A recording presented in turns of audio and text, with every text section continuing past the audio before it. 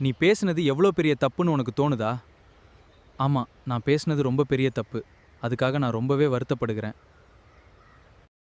பாண்டி இருந்துட்டு சோழன் கிட்ட போயிட்டு, "இங்க பாரு சோழா, நீ ரொம்பவே பேசிக்கிட்டு இருக்க. நாங்களும் ஹனிமூனுக்கு வரக்கூடாதுன்னு தான் பார்த்தோம்.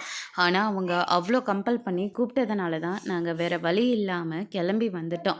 அதுக்காக நாங்க உன்கிட்ட மன்னிப்பு கேட்டுக்கிறோம். இனிமே நீங்க எங்க தனியா போனாலும் சரி, ஏன் வீட்லயே கூட உட்காந்து தனியா பேசிட்டு இருந்தாலும் சரி, உங்க பக்கமே நாங்க வரமாட்டோம்." அப்படின்ற மாரி சொல்லிடுறாங்க.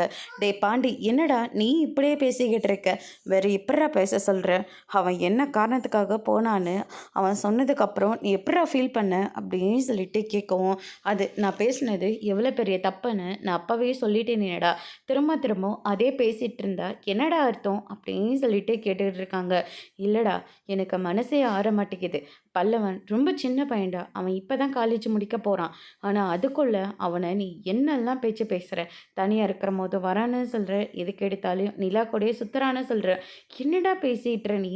அவன் உன் தம்பிடா. அதை மீறி எப்புட்றா உன்னால இப்படியெல்லாம் பேச முடியுது? அப்படின்னு சொல்லிட்டு பயங்கரமா திட்டிட்டு இருக்காங்க. "இங்க பாரு சோளா, இனிமே நாங்க உன் பக்கமே வரமாட்டோம்." அப்படின்ற மாரி சொல்லிறாங்க.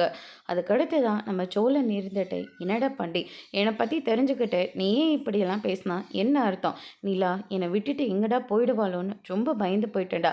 அதுக்கப்புறம் அவளா மனுச மாரி என்னை கல்யாணம் பண்ணிக்கிட்டா. இப்போ நாங்க இதுவரைக்கும் வந்திருக்கோம்டா." அப்படின்ற மாரி சொல்லிட்டு இருக்காங்க. அதோட பிரம்ம முடிச்சிருக்காங்க.